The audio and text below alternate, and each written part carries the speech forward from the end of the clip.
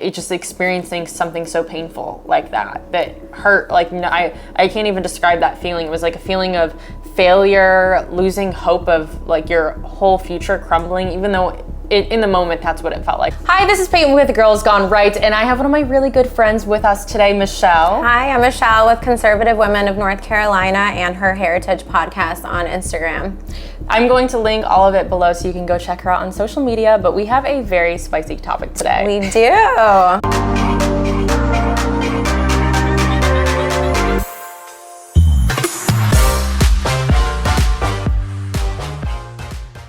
I think more so it's about protecting our hearts. That's what I'm more concerned about. That's what the principle is for me. Like, yeah. I'm not concerned if it doesn't work out, because also I do a lot of things in life that don't work out every day. Like, everything's a chance, everything's a risk. I am okay with things not working out. Like, I understand that you're gonna get in a relationship and they're not all going to work out. You're gonna take a job and it's not always going to work out. You're gonna move to a city and it's not going to work out all the time.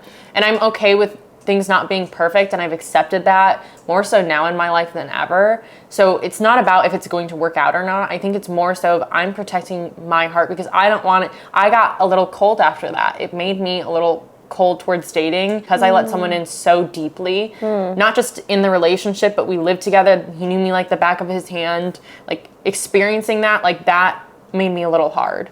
And I don't want to ever put myself in that situation where it changes me because of someone else's actions or what happened. Yeah. So I think more so at the end of the day, it's not about, it is because I know God wants to protect my heart, and it is because that's what he wants me to do. So a lot of it is that, but I will say also I do want to protect my heart, because I know he wants that ultimately too. God wants to protect your heart. Yeah. And I think at the end of the day, it's just experiencing something so painful like that hurt. Like, I can't even describe that feeling. It was like a feeling of failure, losing hope of like your whole future crumbling, even though in the moment, that's what it felt like. I know that now that I had something so much better planned for me, but experiencing that at 24, of like already being heartbroken. Now on top of that, I'm like heartbroken because I lost my best friend, my roommate, my boyfriend.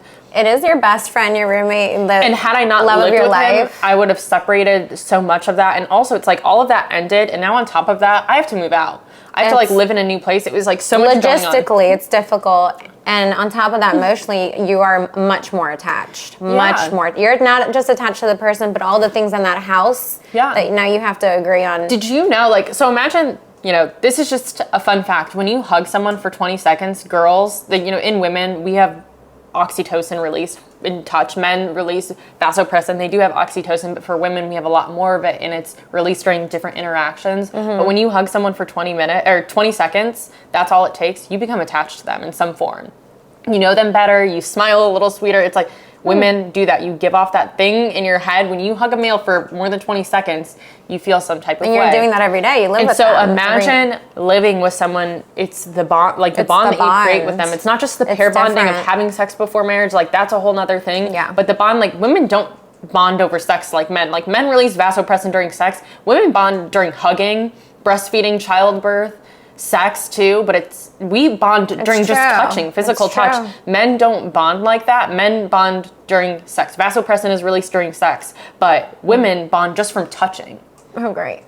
So like, women are more susceptible to that pair bonding and attachment just because you're touching and so interacting. Even if you're not having sex with someone, even if you are being very close to them and cuddling with them all the time, you become naturally attached to that person, because when oxytocin is released, you feel like you give someone a sense of trust, like you trust them. This episode is sponsored by Shoot 270 Indoor Ranges at the Glock store. Before I left Nashville, I had a chance to stop by their indoor range, and guys, this is like something I have never seen before. Their private shooting rooms let you shoot at multiple targets in multiple directions, just like you might have to in a real life situation.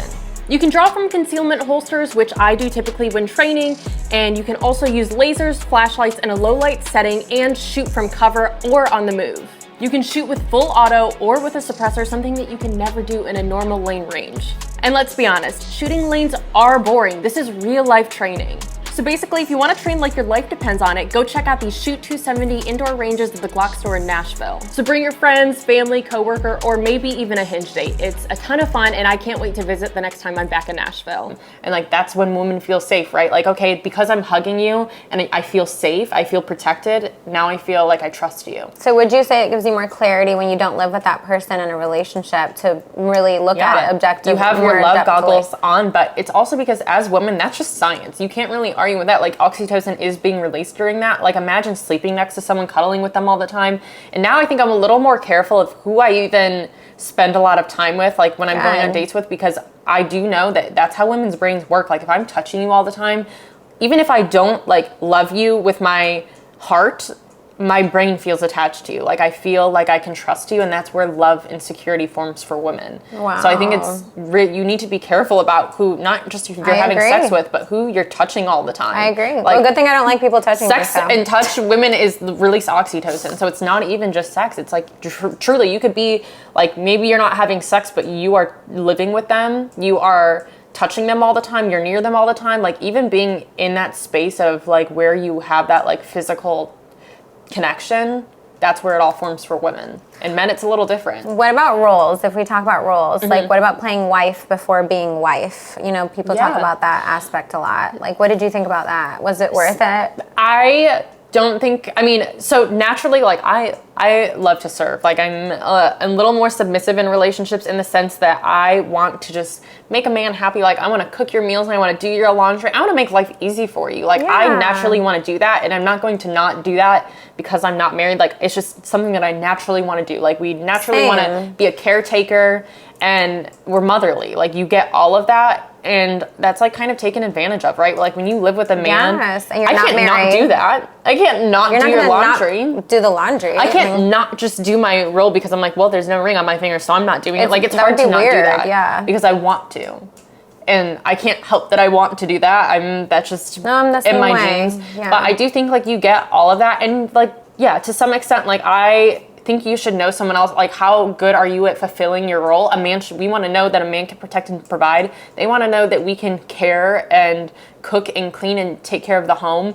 But there are different ways to learn that about each other, right? Like, why are you playing that role? Like, together living in the same house before it's actually meant to be performed. And I know people use the analogy of like, you want to test drive a car before you buy it. But why compare a person to a car? You're not that cheap. Yeah, and I will say I didn't test drive my car before I bought it. I'm a typical girl. I bought it online and I picked it up. Yeah, I didn't test drive it. I'm like, no, you want to test drive it? I'm like, no, because I know what I want.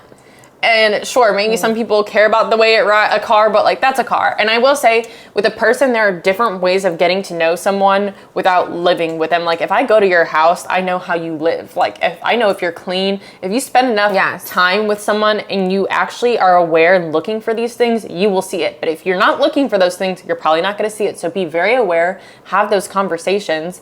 Also, we talked about today the premarital counseling and premarital Bible studies. You learn so much about each other because it challenges you to have talks about, okay, where do you spend your money? Because like, that's what you notice too when you live with someone, right? Like, okay, we have a lot of Amazon packages today. Where are you spending your money? Like, your routine, like are you lazy or are you productive? You can have those conversations with someone you don't have to without living with them. That.